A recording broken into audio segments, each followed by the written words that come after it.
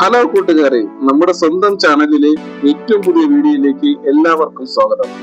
ഇന്നത്തെ video theatre റിലീസുകളെ കുറിച്ചാണ്. 2026 March 26, 27 തീയതികളിൽ ഏതൊക്കെ സിനിമകളാണ് തിയേറ്ററിൽ എത്തുന്നത് എന്നാണ് നമ്മൾ നോക്കുന്നത്. കഴിഞ്ഞ ആഴ്ച ആട് 3 റിലീസ് ചെയ്തിരുന്നു. മികച്ച പ്രതികരണത്തോടെ നിറഞ്ഞ സദസ്സിൽ പ്രദർശനം തുടരുകയാണ്. തിയേറ്ററുകളിൽ തരംഗം സൃഷ്ടിച്ച് മുന്നേറുന്ന ആട് 3യുടെ ഏറ്റവും പുതിയ ബോക്സ് ഓഫീസ് റിപ്പോർട്ടുകളിലേക്ക് നമുക്കൊന്ന് നോക്കാം. കഴിഞ്ഞ ആഴ്ച റിലീസ് ചെയ്ത ചിത്രം ഇതിനകം തന്നെ വമ്പൻ കളക്ഷനാണ് സ്വന്തമാക്കിയിരിക്കുന്നത്. 2026 മാർച്ച് 25 വരെയുള്ള കണക്കുകൾ പ്രകാരം ചിത്രം കൈവരിച്ച നേട്ടം താഴെ പറയുന്നവയാണ്. വേൾഡ് വൈഡ് ഗ്രോസ് ഏകദേശം 101 കോടി രൂപ. ഇത് ശരിക്കും വലിയൊരു നേട്ടം തന്നെയാണ്. ഇതിനു പുറമെ നാളെയും മറ്റന്നാളുമായി 6ഓളം സിനിമകളാണ് റിലീസ് ചെയ്യുന്നത്. റിലീസ് ചെയ്യുന്ന പ്രധാന സിനിമകൾ ഏതൊക്കെയാണെന്ന് നോക്കാം.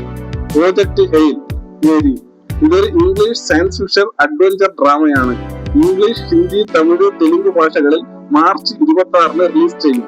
ദേ will kill you, English horror action comedy വിഭാഗത്തിൽപ്പെടുന്ന സിനിമയാണിത്. മാർച്ച് 27 വെള്ളിയാഴ്ച തിയേറ്ററുകളിൽ എത്തും. ഹാപ്പി രാജ്, GV പ്രകാശ് കുമാർ പ്രധാന വേഷത്തിലെത്തുന്ന തമിഴ് റൊമാന്റിക് കോമഡി ഡ്രാമയാണിത്. മാർച്ച് 27 തമിഴ്, തെലുങ്ക് ഭാഷകളിൽ റിലീസ് ചെയ്യും. അടുത്തതായി കല്യാണമരം, ധ്യാൻ ശ്രീനിവാസൻ, ദേവനന്ദ, മീര വാസുദേവ് തുടങ്ങിയ അഭിനയിക്കുന്ന മലയാളം ഡ്രാമ ചിത്രമാണിത്. മാർച്ച് 27 വെള്ളിയാഴ്ചയാണ് റിലീസ് നിശ്ചയിച്ചിരിക്കുന്നത്. ടർബി, സാഗർ സൂര്യ, അലൻസിയാർ, ജോണി ആന്റണി തുടങ്ങിയവർ അഭിനയിക്കുന്ന കോമഡി റൊമാന്റിക് ആക്ഷൻ മൂവിയാണ്. ട്രെയിലറിന് നല്ല പ്രതികരണമാണ് ഇതിന് ലഭിച്ചത്. മാർച്ച് 27 റിലീസ് ചെയ്യും. പ്രതിച്ഛായ, ഈ ആഴ്ചയിലെ ഏറ്റവും വലിയ റിലീസുകളിൽ ഒന്നാണ്. നിവിൻ പോളി, ഷറഫുദ്ദീൻ, ബാലചന്ദ്ര തുടങ്ങിയവർ അഭിനയിക്കുന്ന political drama thriller. B Unnikrishnan സംവിധാനം ചെയ്യുന്ന ഈ ചിത്രം മാർച്ച് 27 തിയേറ്ററുകളിലെത്തും. ഈ സിനിമകളെല്ലാം മികച്ച വിജയമാകട്ടെ എന്ന് ആശംസിക്കുന്നു.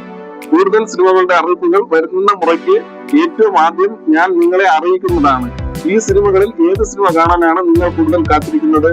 കമന്റിലൂടെ അറിയിക്കുക. വീഡിയോ ഇഷ്ടപ്പെട്ടാൽ ലൈക്ക് ചെയ്യാനും ഷെയർ ചെയ്യാനും ചാനൽ സബ്സ്ക്രൈബ് ചെയ്യാനും മറക്കരുത്. അതിനെക്കുറിച്ച് കൂടുതൽ വിവരങ്ങൾ വേണമെങ്കിൽ ചോദിക്കാവുന്നതാണ്.